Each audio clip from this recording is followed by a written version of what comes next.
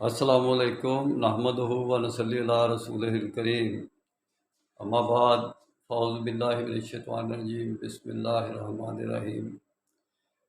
Topic آج کا یہ ہے کہ اسلام میں طریقت کی اجازت نہیں ہے، کیونکہ یہ پہلے اہل کتاب جن کی کتابیں محفوظ نہیں رہتی تھی، امامت محفوظ نہیں رہتی تھی، تو ان کے لیے ان کے اولیاء اور بزرگ کہ وہ کسی سینہ و رہبان طریقت کا راستہ اختیار کرتے تھے، ان کو اجازت تھی۔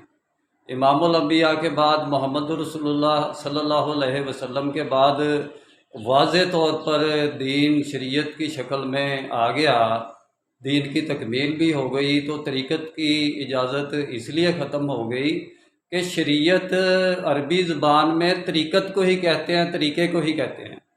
یہ میرے فلانے بابے کا طریقہ ہے، یہ میرے فلانے فقیہ کا طریقہ ہے، یہ مولانا مودودی کا طریقہ ہے، اور یہ فلانے مولانا کا طریقہ ہے، اس کی وجہ سے فرقہ بندی نے جنم لیا، اس کی وجہ سے امت تقسیم ہو گئی۔ تو یہ طریقت کی اسلام میں بالکل اجازت نہیں ہے۔